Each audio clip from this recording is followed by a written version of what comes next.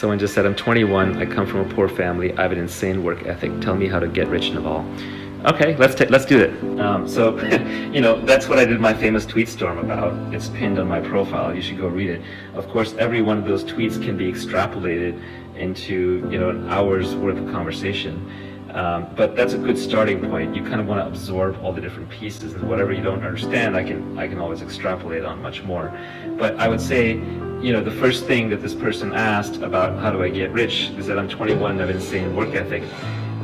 It's not really work ethic that matters, Unfortunately, there are people who bust their butts 80 hours a week, 120 hours a week, whatever the insane numbers are, and they don't get rich.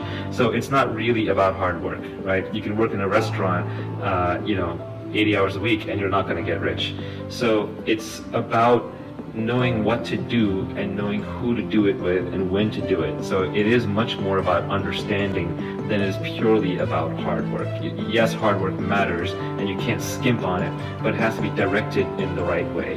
And if you don't know yet what you should be working on, then that is the most important thing to figure out. And you probably shouldn't be grinding with a lot of hard work until you figure out what you should be working on. I would say that the most important skill to getting rich is becoming a perpetual learner. Okay, you have to know how to learn anything you want to learn. There should be no book in the library that scares you, whether it's a math book or a physics book or an electrical engineering book or a sociology book or an economics book. You should be able to take any book down off the shelf and read it. And guess what? A number of them are going to be too difficult for you. That's okay. Read them anyway. Then go back and reread them and reread them. When you're reading a book and you're not understanding a lot of what it's saying, and there's a lot of confusion in your mind about it, that confusion is similar to the pain, the burn that you get in a gym when you're working out. But this time you're building mental muscles instead of building physical muscles. So just learn how to learn and read the hard books. And the problem with just giving advice saying just read is that there's so much junk out there, right? There's as many different kinds of authors as there are people. So there are lots and lots of people who are going to write lots of junk. So this is an unfortunate thing that I find. I do have people in my life that I consider to be very well read who aren't very smart. And the reason is because even though they're very well read, they sort of read the wrong things in the wrong order. It's not even that they read the wrong things, but they read them in the wrong order.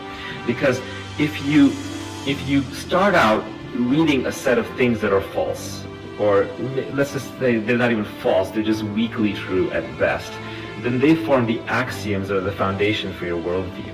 And then when new things come in, you judge whether they're accurate or not based on that foundation that you've already built. So that foundation is critical. So when it comes to reading, I would make sure that your foundation is very, very high quality. And the best way to have a high quality foundation is, unfortunately, you may not love this answer, but it's to stick to science and to stick to the basics. It's better to be really great at arithmetic and geometry than to be like deep into advanced mathematics. Your foundations are very important. It's good to, like microeconomics, I would read microeconomics all day long, Micro 101. I would throw macroeconomics away because it's trash. People can't agree on it. So generally, there's only a few things you can read where people don't really disagree. Like very few people will disagree that 2 + 2 is 4, right? So that's serious knowledge. That's knowledge everybody should have. So mathematics is a place where you can rest your head. It's a solid foundation. Similarly, the hard sciences are a solid foundation. Microeconomics is a solid foundation. The moment you start wandering out of these solid foundations, you're in trouble because now you don't know what's true and what's false.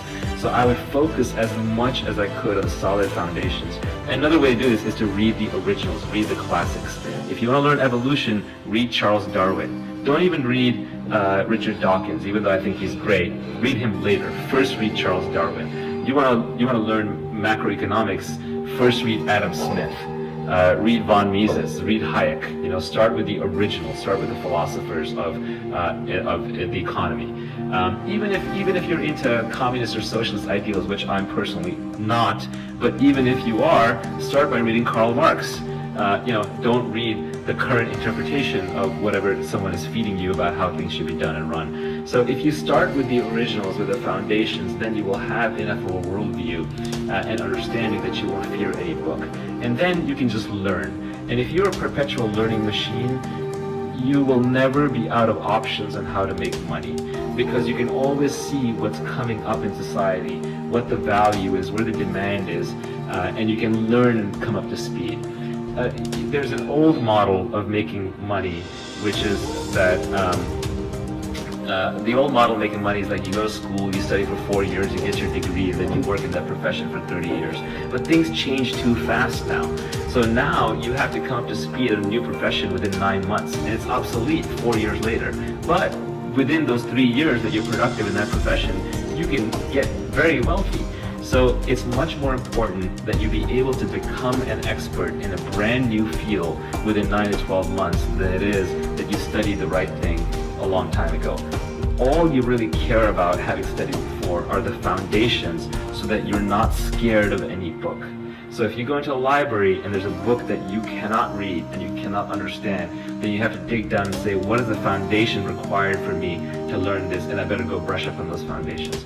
Foundations are super important. I will bet you that I'm a little older now, so my brain doesn't work as fast as it used to, but in my prime, you could have come to me and we could have, for example, done math problems against each other, and I would have lost to you on every calculus problem. But it was a rare human being who could beat me at arithmetic. And basic arithmetic and numeracy is way more important than being able to do calculus in life. Similarly, being able to convey yourself simply using ordinary English words is far more important than being able to write poetry or having a very extensive vocabulary or knowing 7 different foreign languages. Knowing how to just be persuasive when speaking, that sales skill is far more important than being an expert digital marketer and click optimizer on the internet. So foundations are key. It's just so much better to be a 9 out of 10 or a 10 out of 10 on foundations than to try and get super deep into things.